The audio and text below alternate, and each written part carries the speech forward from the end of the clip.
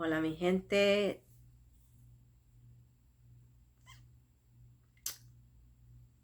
Hmm.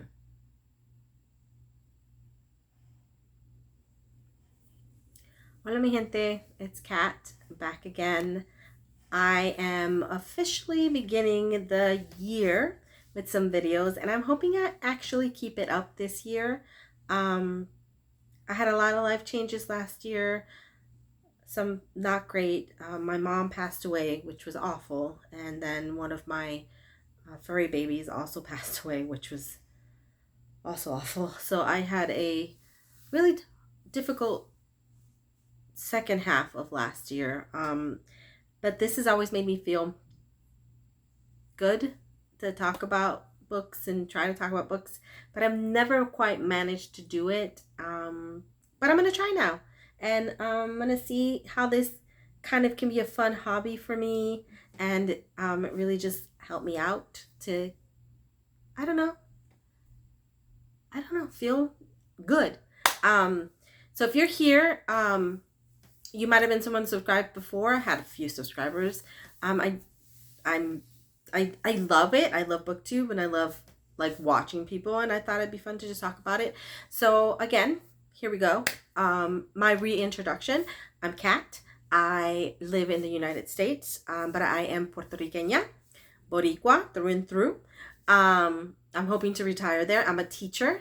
Currently teach fifth grade.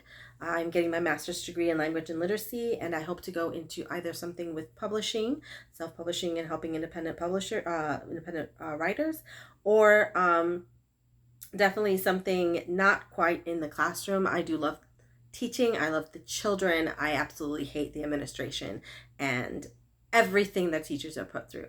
The United States is not a place to teach. But that's like another conversation for another thing. I don't want to talk about that.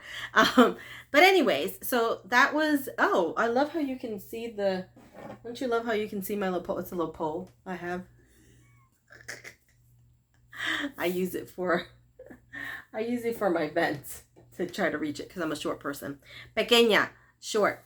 So anyways, I am hoping this year to just sort of expand this channel a little, just even for myself and for whoever like watches it, and I don't know, make some connections and really like dive into books, because books as always have saved, as they've always done, they saved me this year, and booktubers have been such a great balm for me this year.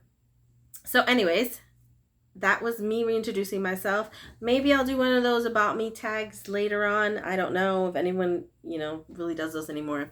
But I did want to sort of talk about the format real quick of my channel. It's going to be a Sunday video and a Wednesday video, I think is what I decided, or Thursday. Wednesday or Thursday video. So it'll be 2 videos per week. I don't think I have more time to do more than 2. I think 2 is enough to see my face. Y'all don't need to see it more than that. Anyways, so 2. And it'll be a Sunday one, and that'll be a pajama one, like you see right here. So this is going up on Sunday, December 31st. This is going to go up, but it's my January TBR, because I thought let's get ahead of time, So that's what this is the January TBR. And then on Wednesday I will have Wednesday or Thursday I will have something different. So as you can it's kind of late at night because I just came back from a party, a costume party where I was the fairy godmother from Shrek. Anyways, so it's a little late, but I thought I'd get it done to kind of get it ahead. So I apologize for the terrible lighting. What can you do? But let's get right into my January TBR. I don't want to do more than a few books every month. So I've set myself a goal of giving my TBR about 10 books that I can read in January, or in every single month. I'll do 10 books a month for choices. I am a mood reader, so I want to give myself the choice to read different books. But I probably will not get to reading more than 5 books every month. It's just probably impossible, especially right now with teaching full time and going to school as a grad student, pretty much full time. I have very little room to read more than maybe about 5 books a month. because I have my other stuff to do. So I'm going to set a goal for myself for at least 5 books a month, but I always want to give myself more choices. So I will always have way more on my TBR to choose from. And I think that's really it. Before I begin talking about it, I am going to participate in Kayla's Books and Lala Buzz Wordathon yearly challenge. So whenever I do a TBR, I will have one book that is going to be dedicated to that Buzzwordathon. So that will be the only book that I will for sure, or you'll know that'll be the one book that I will read this month 400% sure, because I'll want to get that done. So let's not like dilly-dally. If you can hear snoring in the background, that's my baby girl, Bonnie, who's just sitting over there snoring her little heart away. So forgive the snoring. I don't want to wake her up because it is late, like I said before. Anywho, okay, so our first Sunday video, and you can see me in my pajamas. So it is Pajama Sundays. I will always be wearing pajamas because it is Pajama Sundays. That is what we do on Sundays. We need to relax and chill out. So I will be always wearing my pajamas, maybe different pajamas on Sundays. So our first pajama video is going to be my TBR for January, and let's just get right into it. The first one that I have is one that has been on my radar for a really long time, and it is Mexican Gothic by Silvia Moreno Garcia. I've never read this. I've been meaning to read this forever and a day. I know it's a great book. It is about a girl who gets she's from an affluent family, and they get a message or a call from a cousin of hers who's just gotten married recently, and she seems to be in some kind of trouble. So the main character is sent to see what's going on, and when she gets there, the family her cousin married into seems kind of strange. The house is kind of strange. I think it might be a haunted house story, which is one of my favorite tropes, or horror tropes anyway. And yeah, I don't know much about that. I think there might be a romance in it. I am not 100% sure. I think I'm pretty spoiler free on this one. So that is one that I have for January possibility, Mexican Gothic by Silvia Moreno Garcia. All right, the next one I have here is one that I just got, and I got this because of Lauren in the Books, who loved this book. She just had it, like a kind of sequel of this book for her Christmas club. I never got around to reading it, but I figured now that I didn't get to read that, I'll read the first book, and that is The Appeal by Janice Hallett. This is something to do with a murder mystery, but the cool thing about this is it's told all in the epistolatory, so it's all like basically like emails, texts, letters, I guess, council notes, like minutes. So it's all told in that kind of form, and you are following along and we'll figure out who murdered who. I'm not even sure who has been murdered. I just know there is a murder and that you are figuring it out through an epistolatory manner. This is probably one I would possibly pick up in January for sure because of the style. That's so, for me, I feel like I read epistolatory novels quicker than I read others. So I don't know, this might be a real good possibility for me to actually read it. The next one I have is The Very Secret Society of Irregular Witches by Sangu Mandana, and this is about a witch who lives in a particular like world where witches aren't allowed to live together, so it's a very solitary existence. But she gets some kind of letter from a man who has 3 nieces, I think, who are all coming into their power, and he asks her to please come and help him with them, and she does, and I think it's all found family and kind of witchy fun. I am really into witches the last few months, in the last year or so, and I think I'm going to be into witches this year. I think it's my witch era, let me be real. I think there's mixed reviews on this one. Some people really liked it, some people don't. We'll see how I feel about it. Possibly one that I will read this month because I would love something kind of like fun and comforty ready. So I'm thinking that will be a real possibility. The next one I have on my shelf, oh yes, Ghostly Echoes by William Ritter, which is the third or fourth installment. The third installment in the oh my god, what is wrong with me? Jacoby. The Jacoby novels, which I love the Jacoby novels. You know, they're all set in the 1800s. It's about like a Sherlock-esque kind of detective, but he's more supernatural Sherlock-esque. So like he's dealing with actual supernatural things happening and cases. And this one is specifically about Jenny, the ghost that's resided in his house, who I love. And I think it's finally being able to like figure out what happened to her, because they don't really know. So I think it's Jenny's story, and I'm very excited to read it. So hopefully I'm hoping I pick this one up in January, because I've had it forever, and it's this one and then another book in the series is finished. So it'd be nice to finish the series this year. I didn't read very many books last year. The next one I have is A House with Good Bones by T. Kingfisher. This is set in North Carolina, and oh my gosh, this is set in North Carolina and is about a woman who goes to visit her mother, and she gets a phone call from her brother who tells her that her mother's acting really strange. And so she goes to visit them, their mother, and then like when she gets there, it's weird. Like the house is weird, her mom's weird, strange things are happening, so it's like a haunted house. And it's supposed to be kind of comfy read too. Like some people say it's really lovely. It's probably a little spooky with the haunted house, but yep. So that's another one that's a possibility.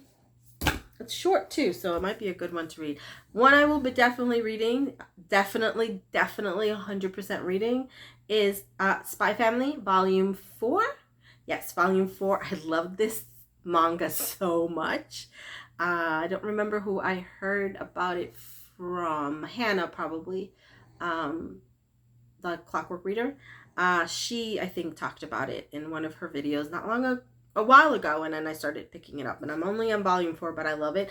It is about a family. A found family was brought together, and the main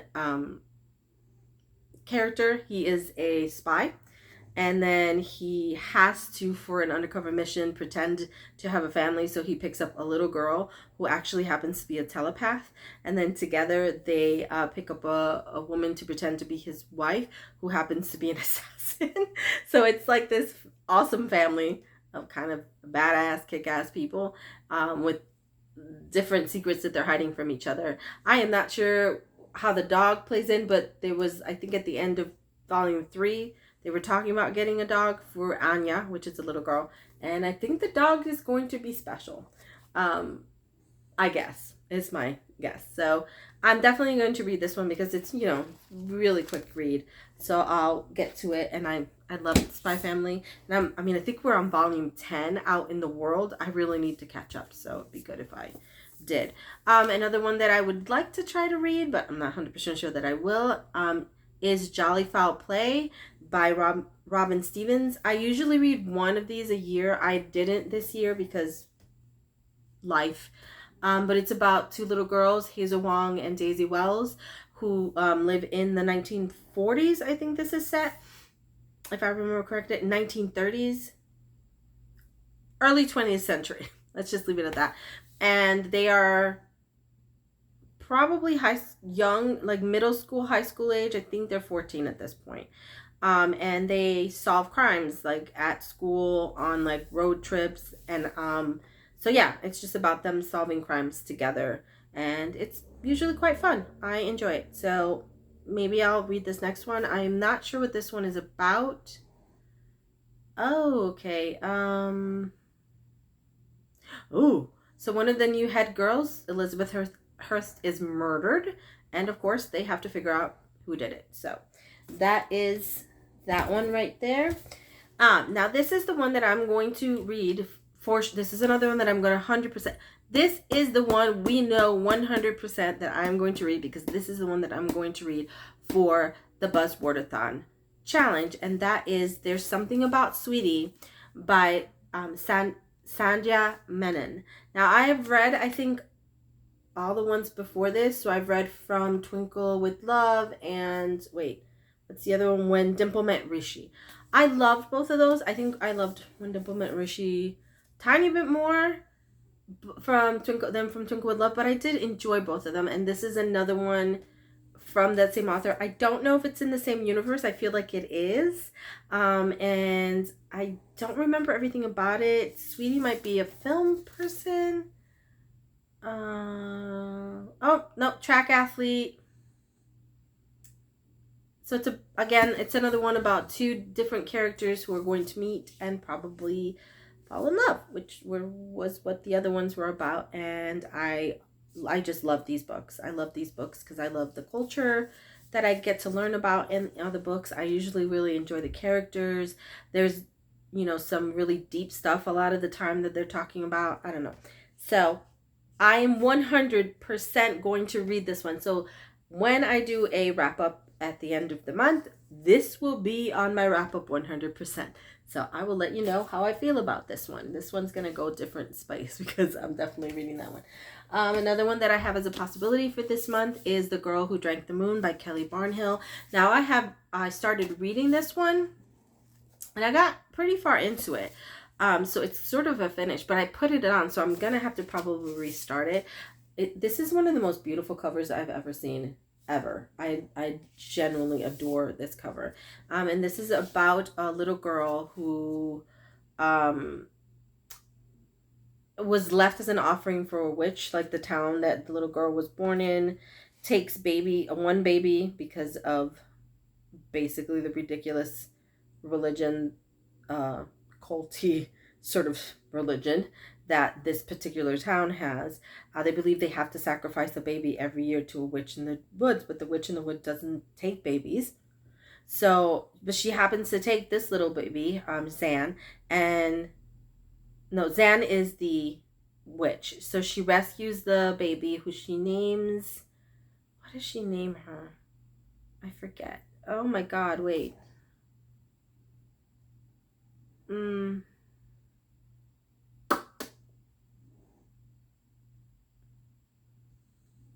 Right. So, so the witch rescues this baby and she feeds her Moonlight. But she ends up feeding this particular baby too much Moonlight. And she kind of gets a lot of powers. She names her Luna, and the story is just about Luna leaving, having to go on a quest, and then to find like where she came from and sort of come into her own. It's beautiful. I love the way it's written. I love the lore in it. I love the characters. I absolutely love the way Barnhill expresses this story, and just her writing is lovely. So I'm really excited to get back into it whenever I do, even if I don't get back into it this time around. I'll get back into it eventually. But yes, this is a really good one that I'm enjoying. Another one, this is my final one, so this is number 10. This is another one that I am 100% sure I will read. So right now I have 3 that I am 100% sure will be read. This is one of those 3, and that is Heartstopper Volume 5 by Alice Osman. And I absolutely adore this series. As a queer person in this world, an older queer person, I'm quite older, I love that this is out here in the world for young queer people, but not just young queer people, for older queer people who like can read this and just feel this joy and having a joyful, lovely queer story told. And it's just, it just makes me very emotional just to think about it. And I adore Charlie and Nick. And I think this, there's been some tough times in Volume 4. If you haven't read it, I don't want to kind of spoil the story. But there's also the Heartstopper Netflix show. If you haven't seen it, please go see it. That is exquisite. It's one of the best things I've ever seen in my life. I adore everything. It's such a joyful show. So anyway, as I was saying, if you haven't read it, I don't want to give away, but Nick and Charlie are 2 boys who have fallen in love, and they're in a lovely beautiful relationship, and there's been some struggles. Volume 4 was tough. There was a lot of things going on with Charlie's mental health and Nick's family and his mental health as well. And Charlie's struggling with some eating disorders and just a lot of things that he's had to deal with since coming out. And it's them kind of going through those struggles, and I love the messaging in this. And I don't know, just if you haven't read it, read it. This 5th novel is after that's happened, and I think Charlie's in recovery. He will always be in recovery, and they're, you know, it's just their relationship unfurling. And I think having to deal with the fact that Nick's going to be going away to college soon, and how they'll handle that, I think, as a long-term relationship. So I believe that's what this 5th novel is about. There is only one left, so I think this volume 5, and then Alice Osman said that she's going to write one more, and then she will be finished, and I will be very sad when that's done because I love it. So I want to reiterate, I think the 3 that I will 100% read, 100% that you will know I will read, are these 3.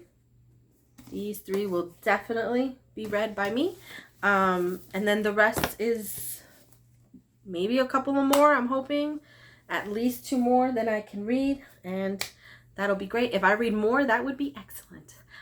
But yeah, this is really long already. I hate having ridiculously long videos.